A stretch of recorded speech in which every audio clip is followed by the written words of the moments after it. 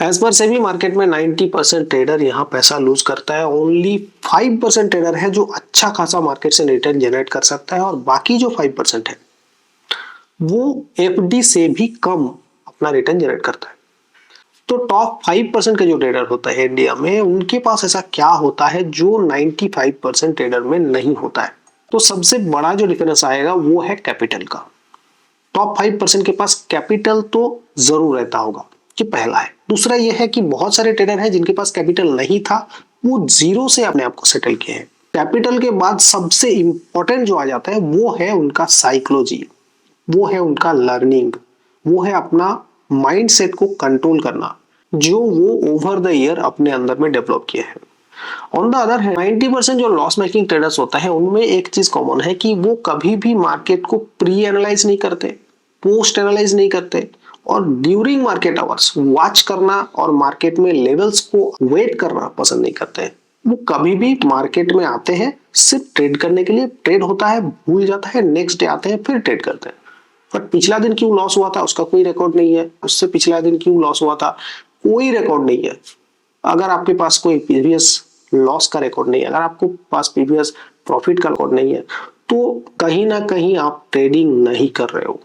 आप pure gambling, pure speculative trading कर रहे हो, कि आपको लग रहा है आज बाई करेंगे तो बाई कर लेते हैं, आज को लगा न्यूज में बता दिया सेल करना है सेल कर देते हैं। Trading daily and continuous learning का नाम है। आपको हर दिन मार्केट में ट्रेड करना कभी जरूरी नहीं है। अगर आप ऑप्शन बाय करते हो तब तो मार्केट में आपको सिर्फ वीकली में 1 या 2 दिन ही मिलेगा जिसमें आपको ऑप्शन बाइंग का ऑप्शन मिलेगा। बाकी दिन मार्केट एक रेंज में पड़ा रहता है, आप ऑप्शन में कभी प्रॉफिट नहीं कर पाओगे। सेलर्स जो होते हैं वो हर एक लेवल में जाके सेल कर देते हैं। मार्केट में उसको टाइम वैल्यू का पैसा मिलता है, टाइम डीके का पैसा मिलता है।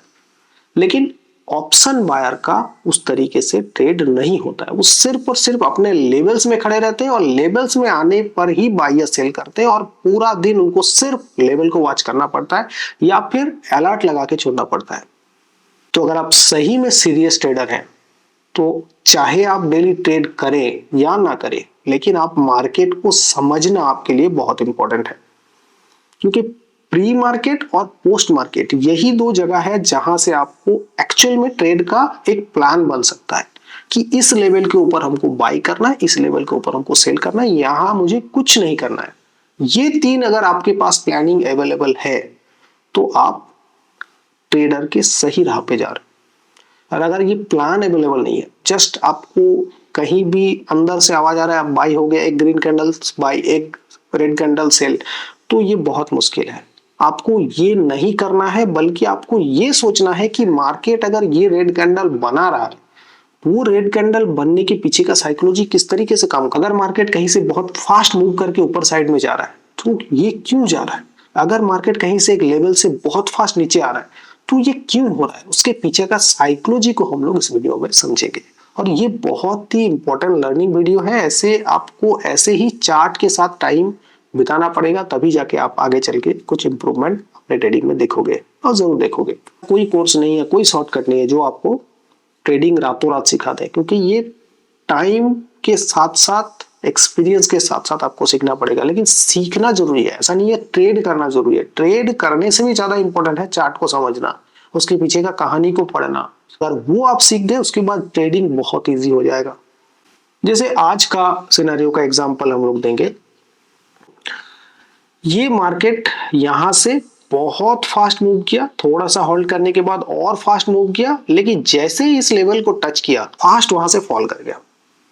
अब यहां पिछला दिन का हम लोग भूल जाते हैं, यहां हम लोग समझते हैं कि पहले ये ऊपर गया क्यों, ये इतने स्ट्रॉन्ग ग्रीन कैंडल क्यों बना, और यहां पर ऐसा क्या हो गया कि जहां खुला था वहीं पर आके फिर मार्केट क्लोज दे दिया। तो इसको समझने के लिए हम लोग समझते हैं कि मार्केट में ये जो लेवल था, यहां, यहां और यहां, पिछले 3 बार मार्केट यहां से फॉल हुआ था, तो मार्केट में ये जो था एक अच्छा खासा रेजिस्टेंस हुआ करता था। तो इसको हम लोग एज ए फ्लोर अगर मानेंगे तो ये एक फ्लोर था, जिसको एक बार मार्केट कोशिश किया तोड़ने के लिए, नहीं कर पाया, दोबारा कोशिश किया नहीं तोड़ पाया, तीसरा बार कोशिश किया नहीं तोड़ पाया, और ओवर द नाइट ये तोड़ के मार्केट उसी के आसपास खुल रहा है। और जैसे ही खुला तो यहाँ जितने भी सेलर्स रहे होंगे मार्केट को ये सोच के सेल करके गए कि यहाँ से मार्केट बार बार जा रहा है नीचे, तो वहां से मार्केट फिर एक बार गिरेगा। थोड़ा सा ऊपर जाते ही ये जितने भी लोग यहाँ पर सेल करके बैठे थे वो क्या करेंगे, जाहिर सी बात है वो एग्जिट करेंगे।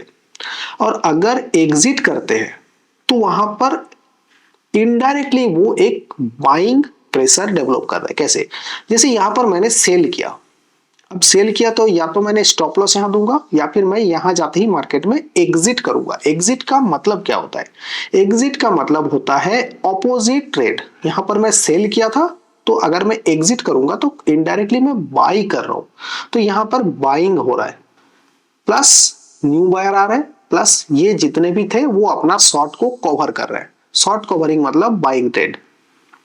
तो यहां से कंटिन्यू मार्केट एक लेवल के बाद ऊपर जाता ही जा रहा है, और यहां आते ही फिर ऐसा क्या हो गया कि इतना फास्ट फॉल कर गया।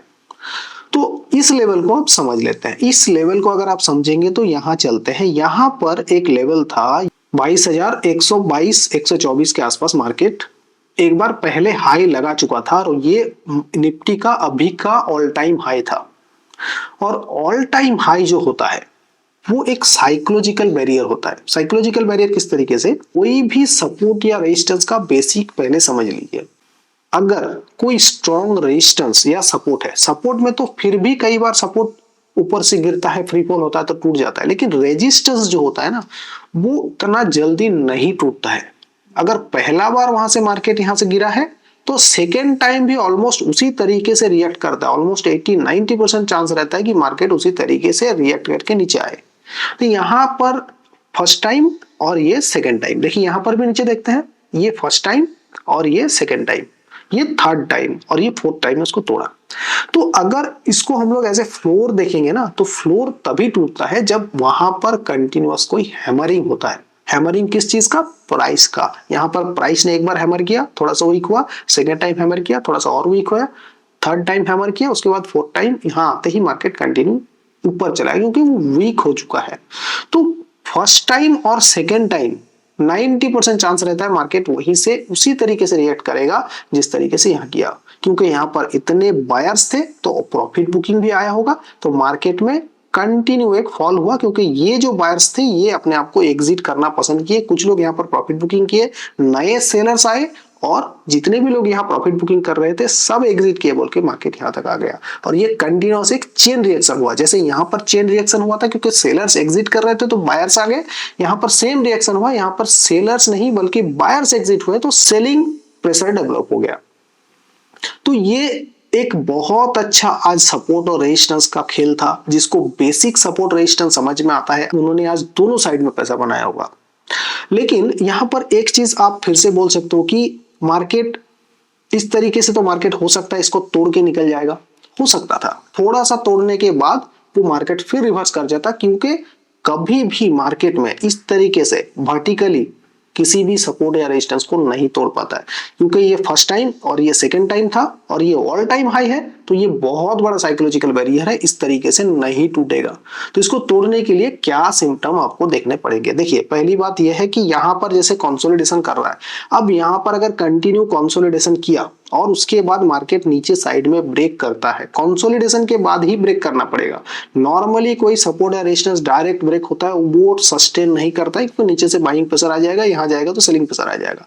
तो अगर यहां पर कंटिन्यूस कंसोलिडेशन में रहता है और कई बार इसको तोड़ के फिर वापस आता है, फिर तोड़ के वापस आता है, तो ये कंटिन्यूअस हैमरिंग के बाद एक बार अगर निकला तो जितने भी लोग यहां पर सेल करके हुए बैठे हुए, यहां पर बहुत सारे सेलर्स रहेंगे अभी, उनका स्टॉप लॉस काटना स्टार्ट होगा। और जैसे ही उनका स्टॉप लॉस काटना स्टार्ट होगा या फिर वो लोग फोर्स एग्जिट करेंगे अपने आप को, तो ये जो सेलर्स थे सब बाइंग ऑर्डर जनरेट करेंगे, प्लस नए बायर यहां पर आएंगे। तो जैसे यहां पर मार्केट जिस तरीके से रिएक्ट किया था, अब उसके बाद मार्केट अगर इसके ऊपर सस्टेन करने के बाद तोड़ता है तो उसी तरीके से मार्केट रिएक्ट करेगा 100-200 पॉइंट का, इवन उससे भी ज्यादा जा सकता है।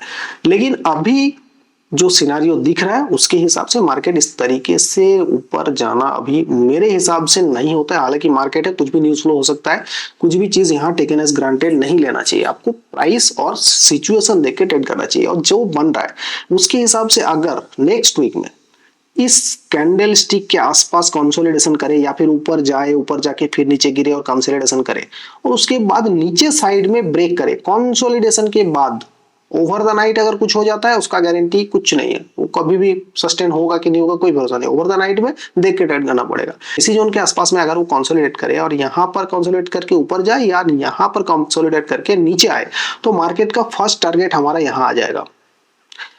इवन उससे भी नीचे यहां तक भी आ सकता है। क्यों? क्योंकि मार्केट में अभी अच्छा खासा बायर यहां पर फंसा हुआ है और मार्केट में भी बाइंग एक ट्रेंड चल रहा है और बाइंग ट्रेंड के बाद इस जोन को नीचे लाते ही बाइंग ट्रेंड सेलिंग ट्रेंड में कन्वर्ट हो जाएगा। क्यों? क्योंकि यहां जितने भी बायर्स थे वो अपना प्रॉफिट बुकिंग करना पसंद करेंगे, नए सेलर्स आना पसंद करेंगे, क्योंकि वहां से मार्केट एक बार इस तरीके से फॉल किया था इस जोन तक, तो चांसेस आर वेरी हाई कि मार्केट यहां पर कंसोलिडेशन के बाद और एक बार फॉल करेगा और इस जोन या इस जोन तक तो आ ही जाएगा। ये डाउन साइड का बात मैं बता रहा हूं अगर कंसोलिडेशन के बाद मार्केट टूटता है। और सेम कंडीशन में अगर मार्केट इस जोन को कंसोलिडेशन करने के बाद ऊपर साइड में निकलता है तो 200-300 पॉइंट आप इजीली कैप्चर कर सकते हैं।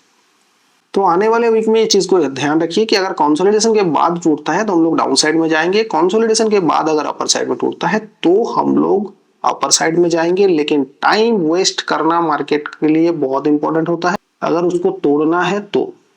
और अगर ओवर द नाइट कुछ भी हो सकता है, यहां पर खुल गया मार्केट ऊपर चला गया, यहां पर खुल गया मार्केट नीचे आ गया, इसका गारंटी कुछ नहीं हो सकता है क्योंकि ओवर द नाइट बहुत सारे ड्यूज फ्लो होता है जिसका आप एज ए ट्रेडर उसको कैप्चर करना बहुत मुश्किल है। तो हमारे लिए मार्केट इस जोन में खुले तो बेटर है, यहां पर खुले नीचे आए तो बेटर है, यहां पर खुले ऊपर जाए तो बेटर है। लेकिन अगर खुलते ही डायरेक्ट डाउन आ गया तो थोड़ा सा आपको देखना और समझना, उसके बाद प्राइस एक्शन को देख के समझ के हड़बड़ी में ट्रेड नहीं लेना है। क्योंकि कंसोलिडेशन के बिना कोई भी जोन अगर टूटता है, कोई भी अच्छा स्ट्रॉन्ग सपोर्ट रेजिस्टेंस टूटता है तो वो उतना अच्छा आपको रिजल्ट नहीं देता है, नॉर्मली वो रिवर्स कर जाता है। कंसोलिडेशन के बाद टूटता है तो हम लोग डाउन साइड में जाएंगे, यहाँ फर्स्ट टारगेट होगा, सेकंड टारगेट यहाँ होगा। छोटा मोटा टारगेट आप यहाँ पर भी बुक कर सकते हैं लेकिन फर्स्ट, सेकंड और यहाँ पर थर्ड टारगेट आप लोग देख सकते हैं। अभी के लिए मार्केट इसी जोन के अंदर में नेक्स्ट वीक में हम लोग देखने की कोशिश करेंगे। तो चलिए मिलते हैं नेक्स्ट वीडियो में, अभी के लिए इतना ही, बाय।